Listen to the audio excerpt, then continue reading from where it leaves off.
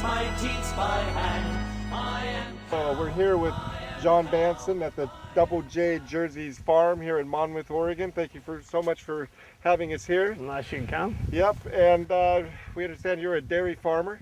Yep, yeah, as you can tell by the cows in the background. Organic dairy farmer. That's and right. They do look very happy. So what are you doing here, John?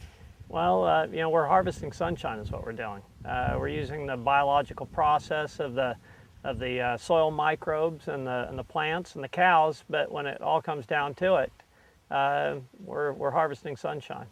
It's the cows and the milk are a way to make a living, but in the end of the whole process, it's the sunshine that's doing the work for us there. Mm-hmm. Organic dairy farming, I always say there's what it is and what it is not, and what it's not is not using antibiotics on the cows and herbicides or pesticides on the land, and not using hormones on the cows. Genetically modified foods. Genetically modified organisms, foods, commercial fertilizers. That's what it's not. We can't, we're not allowed to use those, and for really good reasons we're not allowed to use those. But the really important part for me is what it is, and what it is being able to treat the cows with respect. It's a highly mineralized food source because as you have healthier soil microbes, you have more mineralized foods, and what we need to realize is that there's this large food chain, and we're part of it.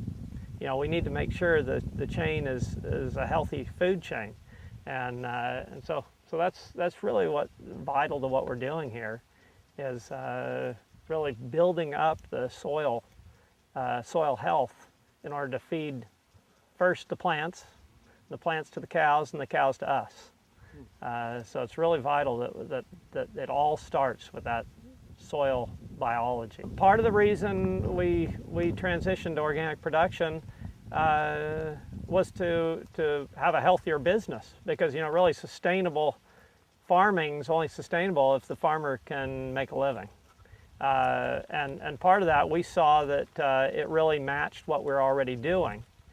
And then as we got into the organic system, I started becoming a whole lot better farmer. I started studying more about what was actually going on and the processes of why things happen, and why good things happen, and why bad things happen in the soil and the cows. And so really that's I'm evolving as I've been in this organic dairy industry. I have to make it work so the cows are the happiest. I got to make sure they're coming into really good pasture. I need to make sure that in the springtime, if we get blazing rains, that the cows don't stand out in the rain all night long. I'm dancing them back into the barn at that time. So at 4 o'clock in the morning, you'll get up out of bed? I'll get up at 1 a.m. I'll get up at 12 at midnight. The cows want the grass, but if it's too nasty outside, they'll come up to the barn. There is a lot about cow psychology you have to understand. If a cow's passing you in a tight spot, you turn your head, don't look them in the eye. Oh, really? They'll pass you fine. If you look them in the eye, they won't pass you. They understand that, then you're acting like a predator if you're looking at them in the eyeball. Oh, really? Yeah. And fields, you want the fields to be square as possible.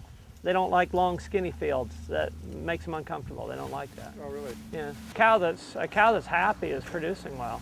And that's my job, is to have cows that are happy and producing well. I was always concerned about the amount of flies going on, but I see that you've got that pretty much under control. The first key is just not having material for the flies to breed in. But then we use other things to help control them.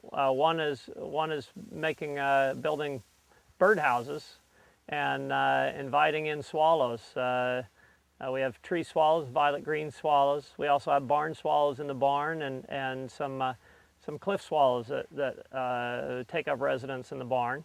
And they're all helping keep the fly levels down. They're actually going out. They're raising their young in here, going out and getting bugs to feed the young, and so that helps us keep the flies down, especially around here, around the barns and the calves and the house.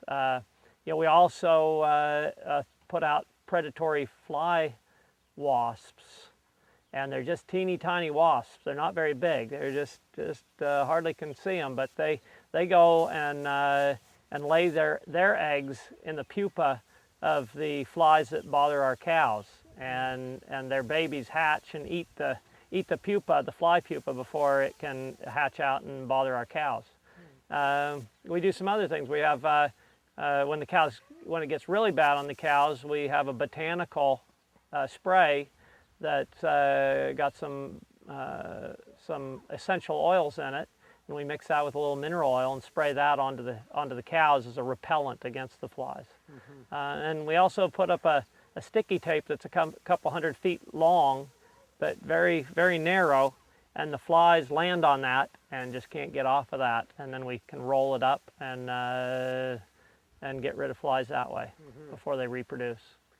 Okay, so John, I see here that when I came rolling into your facility, your farm, I saw some of these boxes here. But these are actually this is our nursery where we start the baby calves out, and it's kind of like when you bring a little baby home from the hospital, you don't want to take them out and pass them around to take them around to every last little kid you can find and get their runny noses. And so they stay in these for about 2 months until they got a good, strong immune system. And if the calves get a little bit of grain, it's all organically raised as well, which means it's not it's not raised using with pesticides, herbicides, commercial fertilizers. So everything we feed our cows, everything we feed our calves, everything we feed our cows has to also be organically grown. Right. Yeah.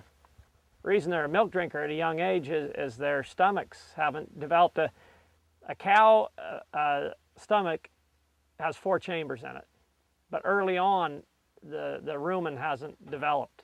She doesn't have that capability. A baby calf doesn't have the capability of taking in forages and converting them over to feed themselves. So, at about 2 months of age, then their stomach starts to develop that rumen, and the 4 chambers start to develop. A little too often in agriculture today, we try and make a cow be a machine, and not be what it's developed for. Right. She's designed. They've evolved to do a certain thing, and it's our job to make sure they're allowed to follow those. Where do you see the future of agriculture going, the future of farming going from here? Well, I really believe the farmers who understand and can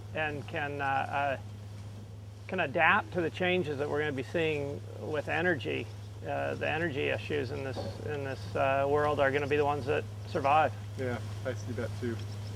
Got to be flexible. Yeah. Well, John, thank you so much for allowing us to be on the farm here today. It's been a great privilege and pleasure for us. Well, it's always a pleasure to have people see what goes on the farms. Yeah, well, thanks a lot. Well, I'm Gordon, bringing you the tools to be sustainable today. I am cow eating grass, methane gas comes out